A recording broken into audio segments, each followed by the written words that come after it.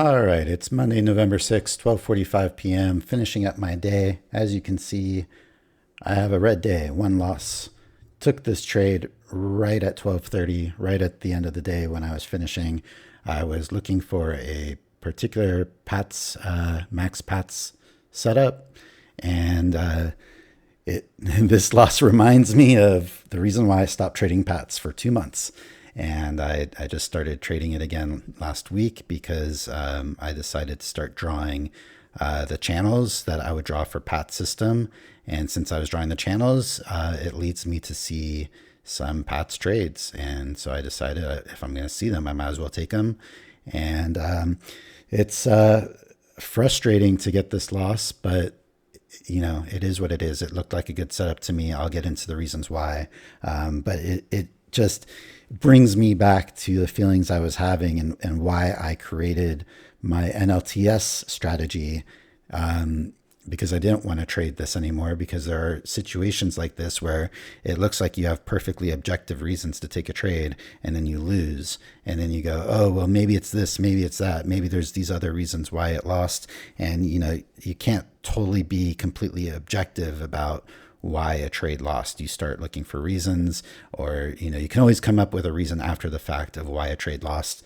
But it looked perfect in the live action of how it's set up.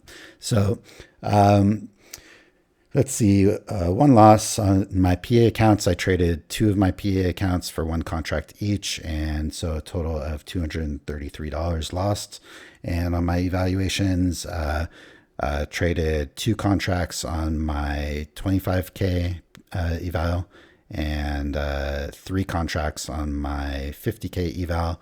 And so total of $582 lost there. And let's get into my day. And for anyone new, this is where I'm just documenting my journey trading. I am an Apex funded trader. I show all my profits, my losses, win or loss. As you can see today, a loss, and my balances and just all the accounts that I'm trading. And I don't hide anything. I show all the setups that I'm taking, and I'm keeping track of what's winning and what's losing, and my overall as well. And so today I started around the time I typically start, which was around 6:45. I kind of noticed that it looked like it was kind of a range day as it started out. We got a nice bounce off the bottoms here. And if I zoom in here, I wasn't seeing any setups. The action was very slow all day. And here I had a trend up, and it was kind of a little dubious whether it was a break here and a new high or not, but I kind of figured it was one channel up. So I measured a second leg and had a target up here. And so it looked like first entry short, second entry short with a failure here. I didn't feel safe to take that. It would have come within one tick of stopping that trade out, but then turned into a second entry long and a higher low to the failed second entry.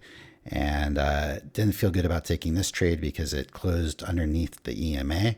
So I skipped that one. And then there was a higher low after the second entry long, which I really did want to take, but it started looking like it was backing up here. So I got a little scared, and it was like very sideways looking in real time. 3 bars stacked up next to each other, all inside of this bearish bar. So I didn't take that one. And then shortly after that, I had a PB that set up. And I was just worried here about resistance here. And if I'm taking a PB, I'm looking for an 8-tick scalp. So I was thinking it would at least get to this high, which would have given me room. But, just multiple reasons for 4 trades in a row here that I skipped them all.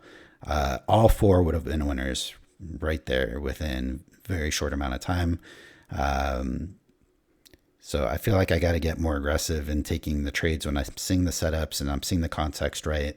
But we're going to get to that, because then I took a loss at the end of the day where I thought I saw the context and the setup right, and I got a loss. But again, it's like, so you just need to take all the setups, because you don't have a true accounting for what all these setups, what the numbers truly are. If you just take them every time, then you have a true accounting. But if you're skipping because of this reason and that reason, and they work and they don't work, then, these numbers are just, it's kind of arbitrary because you're not taking them. And the edge should be you take every single one and then see where it falls out, where you end up.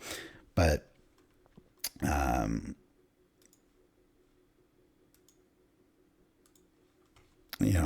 am I saying? So I skipped these. There's technically 4 trades in there. I mean, there's literally, failed second entry short.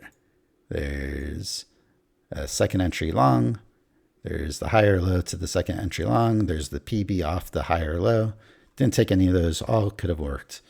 Then I was away for about an hour. No trades in here. I was gone for about an hour, about a little after 8:30 to 9:30.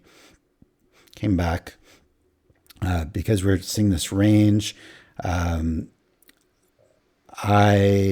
There's a first entry, second entry short, a lower high, kind of a breakout pullback here. Wasn't considering anything like that. There was a LO here, but I had measured 1 leg down and 2 legs down and was thinking maybe you had a failed breakout of the range here. Maybe you have a failed breakout of the range here. And so I wasn't really sure what was going to happen here since we reached the measured move. And there was an LO that formed here. I skipped it because it was right at the measured move that I had here. If I'd measured this leg down, I could have had another measured leg down here, which maybe would have given me a reason to take this since it looked like a breakout pullback of the range. But I skipped it. Would have worked. Very patient today. My patience was terrific.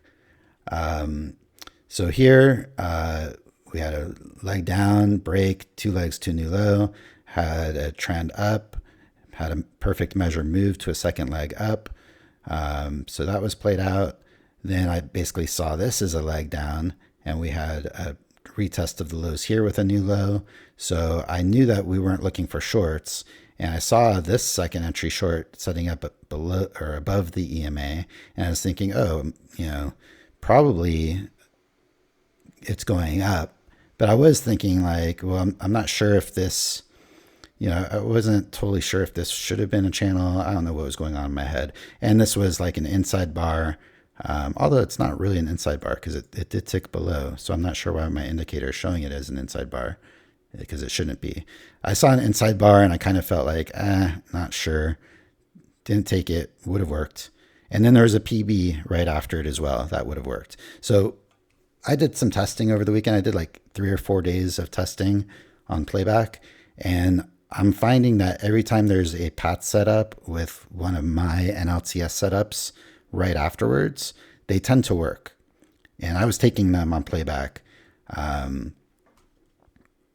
Again, the reason why I didn't take this PB is because I had resistance here and would need to go beyond that to get 8 ticks.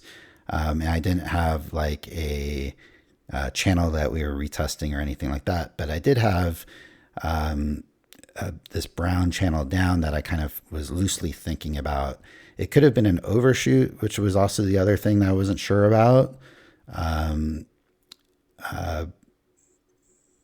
So given that could have been an overshoot, that would give more reasons to take longs here, to expect it to at least get back to the top of the brown down channel. So again, 2 more trades I really should have considered taking. There was another LO that I didn't see right away when it happened. I could have entered it here. I could have entered it here. I could have entered it here. But I just wasn't feeling confident about it. But if I had saw it in real time, I think I would have taken it if I could have gotten right here, because it was within a channel and I was expecting it to get it back up here. So that was a missed opportunity. And then let's talk about my loser, which had this clear channel up. We had a break, 2 legs to a new high. It's funny because I was thinking to myself, here's a first entry short, second entry short right off of the brown channel. And I was thinking, well, I'm not going to take this because I need to go below the EMA to get to my 8 tick scalp. Maybe I should have considered a 4 or 6 tick scalp to get to the EMA, but I didn't. I skipped it for that reason. Also because I don't like playing second entries off of the big wide channels like that. Because if this was an overshoot at the bottom, then maybe it just goes right through it and flies up over here. So then I called it out. I was saying, well, I'm not going to take the lower high here because it's right into the EMA. But I said if I get a failed second entry long, I will take that down here. Now, I didn't have the range drawn at the time, so I had it like this. And, I guess you could say, there's potential support here. So maybe it's not a great reason to take it, as well as, what I had drawn after the fact as well down here. So there's 2 points of resistance or support that maybe I shouldn't be trading into. And I guess maybe I need to consider that more. But you see these work so often. It was off a key entry point, off the EMA. The only other issue is the EMA is very flat, but I took the trade. I had every expectation for it to work, got stopped out. And it's those kinds of trades that made me crazy about Pat's setups, because the context is all there. You think that's a good setup in real time, and then you go, oh, well, I guess there was support here. I guess there was support here. But if you're never going to take these trades, there's always these sorts of things here. And so you're never going to get a trade. Like all these trades I skipped today, 1, 2, 3, 4, 5, 6, 7, 8 trades that I saw that I skipped. If I just take every single one, I'm 8 wins and 1 loss today, and I'm profitable today. So instead, I'm very patient. I'm looking for objective reasons to take trades, so I'm skipping anything that seems subjective, and not taking chances of entering late and all these things. So it's frustrating. I got a loss. I'm back to being really close to blowing up this PA account. This one has plenty of room because I just started it. So, I think I'm down, $169 of room here. Let me see. Yeah.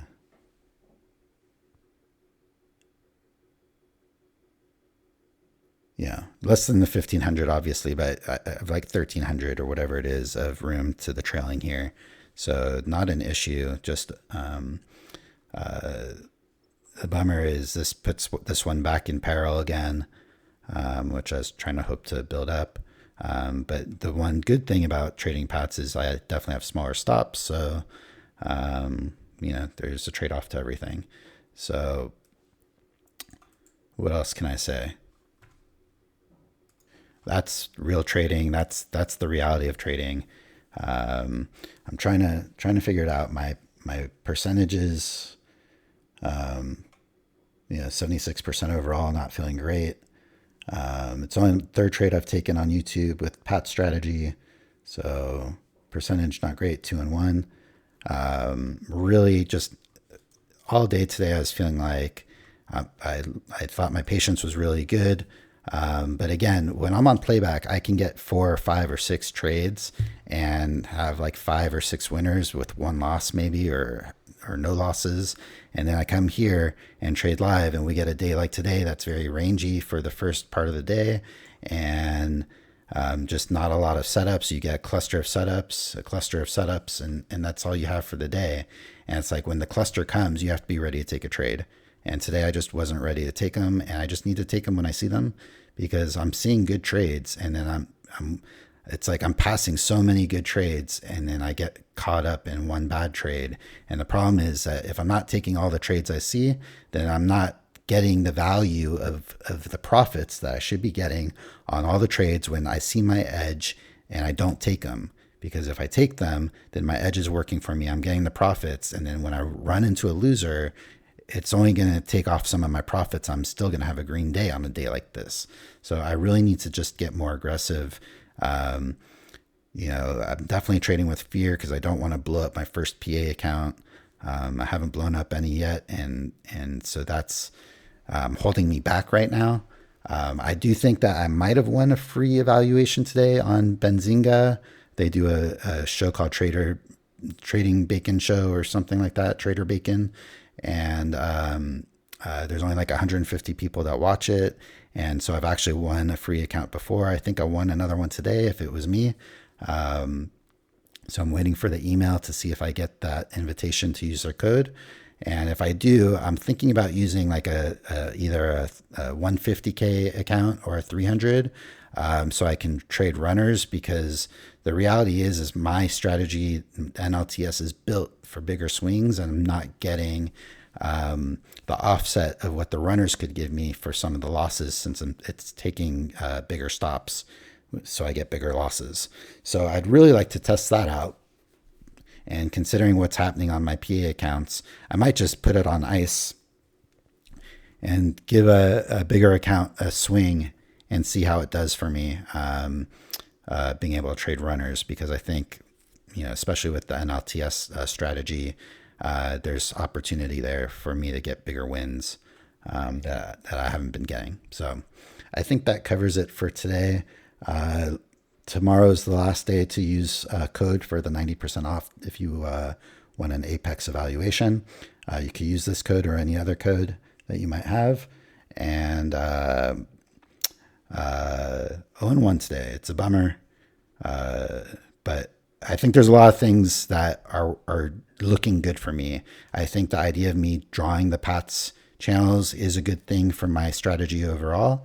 It hinders it sometimes, but I think it's beneficial in the long run overall.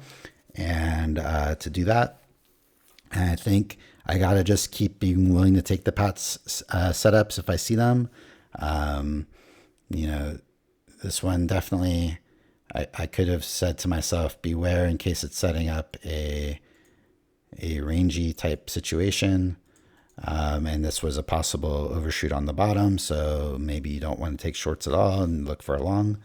But it was the end of the day. It was a small risk, 7-tick signal bar, 2.25 point loss, 9 ticks.